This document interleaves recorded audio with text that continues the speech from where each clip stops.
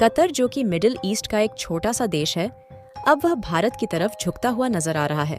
और वह दोबारा से भारत के साथ अपने रिलेशंस को मजबूत करना चाहता है। क्योंकि एक तरफ जहां कतर ने भारत के 8 पूर्व नेवी ऑफिसर्स, जिनको कुछ महीने पहले कतर सरकार की तरफ से फांसी की सजा सुनाई गई थी, उनकी रिहाई करने का फैसला लिया, वहीं दूसरी तरफ भारत को दोबारा से नेचुरल गैस देने के लिए तैयार हो गया है। अगर भारत के नेवी ऑफिसर को फांसी देने की बात की जाए तो इनका जुर्म केवल इतना था कि इन्होंने एक सीक्रेट सबमरीन के डेटा को लीक करके इजराइल को भेजा था, जिसकी डील कतर और पाकिस्तान के बीच फाइनल हुई थी। वैसे तो इन 8 नेवी ऑफिसरों की सजा माफ होने की कोई उम्मीद नहीं थी, लेकिन भारत ने कतर के ऊपर कुछ ऐसे शिकंजे लगाए जिससे कतर भारत के इन 8 नेवी ऑफिसर को छोड़ने पर मजबूर हो चला। पूरी अपडेट क्या है इस वीडियो में समझते हैं, लेकिन वीडियो में आगे बढ़ने से पहले भारत ने कतर में फांसी की सजा पाने वाले 8 नेवी ऑफिसर को छुड़ाने में कामयाबी हासिल की है। उसके लिए वीडियो को एक लाइक करके चैनल को सब्सक्राइब जरूर कीजिएगा। देखिए, कतर मिडिल ईस्ट का एक छोटा सा देश है, लेकिन इसके बावजूद भी भारत और कतर के रिलेशंस काफ़ी अच्छे रहे हैं,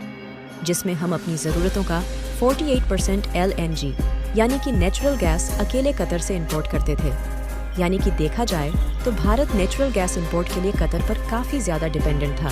जिसमें भारत की जानी मानी कंपनी पेट्रोनेट LNG ने कतर के साथ गैस इंपोर्ट के लिए एक लॉन्ग टर्म एग्रीमेंट किया था, जहां हर साल कतर से भारत में 8.5 मिलियन टन नेचुरल गैस को भारत में इंपोर्ट किया जाता था। लेकिन इसी बीच यानी कि पिछले साल 2023 के अक्टूबर महीने में भारत और कतर के बीच कुछ तनातनी हो गई, क्योंकि भारत के जो 8 एक्स नेवी ऑफिसर्स कतर में मौजूद थे, उनको डेथ पेनल्टी की सजा कतर सरकार की तरफ से सुनाई जाती है। और इन ऑफिसर्स पर इल्ज़ाम केवल इतना था कि इन्होंने एक सीक्रेट सबमरीन, जिसकी डील पाकिस्तान और कतर के बीच फाइनल की गई थी, उसकी जानकारी इसराइल को दे दिया था। इसके बाद भारत ने कतर सरकार से इन नेवी ऑफिसर को रिहा करने की अपील भी की,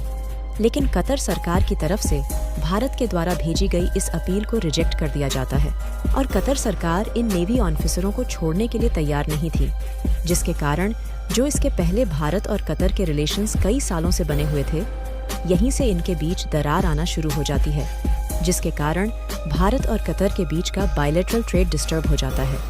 जिसमें कतर से भारत में इंपोर्ट की जाने वाली नेचुरल गैस को भारत की तरफ से बंद कर दिया जाता है। लेकिन नेचुरल गैस के इंपोर्ट को बंद करने से भारत में भी कई दिक्कतों का सामना करना पड़ता है, क्योंकि भारत अपनी नेचुरल गैस की ज़रूरत के लिए मेनली कतर पर ही डिपेंडेंट था। हालांकि इसके अलावा अमेरिका, UAE और ओमान जैसे कंट्रीज से नेचुरल गैस इंपोर्ट की जाती थी, लेकिन नेचुरल गैस का 48% हिस्सा केवल कतर से ही इंपोर्ट होता था। यानी कि भारत में नेचुरल गैस की आपूर्ति मेनली कतर के द्वारा ही किया जाता था। लेकिन भारत और कतर के विवाद से नेचुरल गैस की सप्लाई को अमेरिका और UAE की तरफ पूरी तरह से स्विच कर दिया जाता है, जिसके लिए भारत में नेचुरल गैस इंपोर्ट करने के लिए है कास्ट चुकानी पड़ रही थी, और इन्हीं बीच भारत की तरफ से कतर के खिलाफ कुछ शिकंजे कसे गए। इसके अलावा आपको जानकर हैरानी होगी कि कतर भी कुछ अन्य मुस्लिम देशों की तरह चावल और दाल समेत सभी अनाज, सब्जियां और फ्रूट्स इंपोर्ट के लिए भारत पर ही डिपेंडेंट है,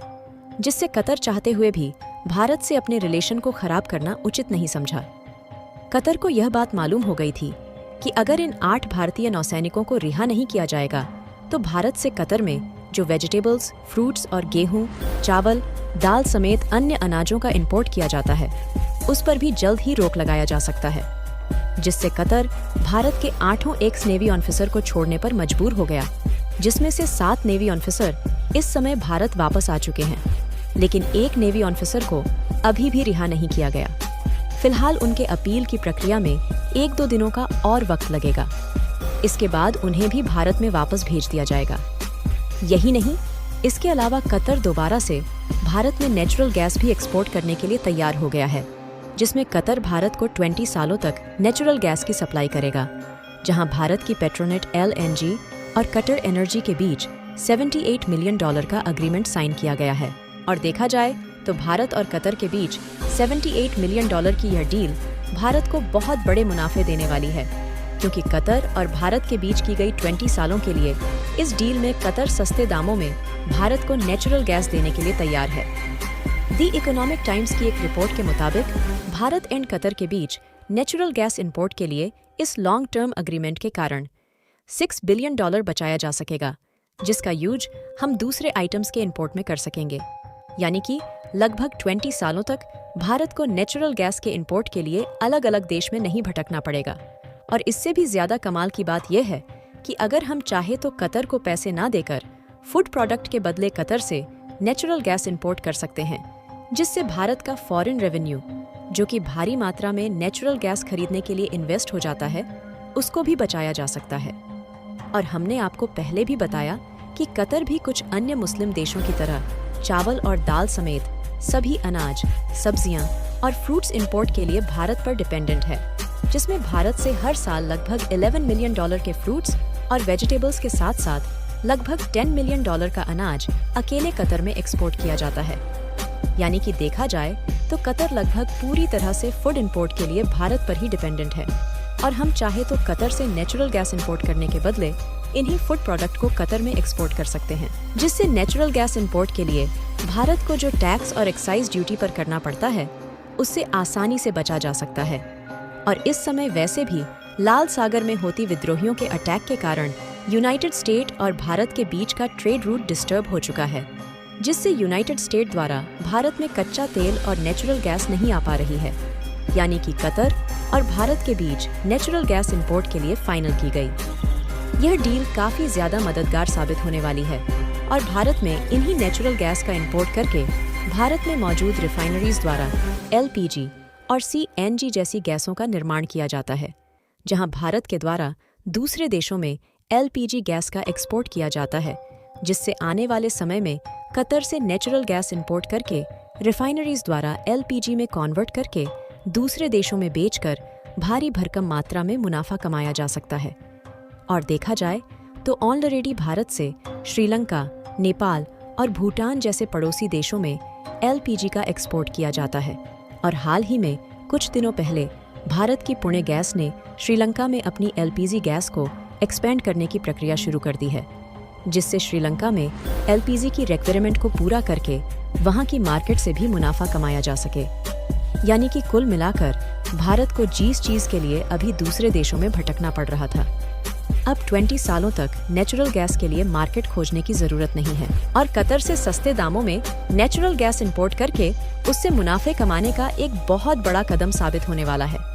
बाकी आपको क्या लगता है कि कतर से नेचुरल गैस इंपोर्ट करके और LPG गैस को दूसरे देशों में एक्सपोर्ट करके भारत को फायदा होगा या नुकसान? अपनी राय कमेंट में जरूर बताएं। और कतर ने भारत के 8 नेवी ऑफिसर के फांसी की सजा को माफ कर दिया है। उसके लिए वीडियो को एक लाइक जरूर करें और अपने साथियों तक शेयर करें ताकि उन्हें भी जानकारी मिल सके। इसी तरह और इंटरेस्टिंग वीडियो देखने के लिए चैनल को सब्सक्राइब करके मेल नोटिफिकेशन को ऑल पर जरूर सेलेक्ट करें। वीडियो अंत तक देखने के लिए धन्यवाद।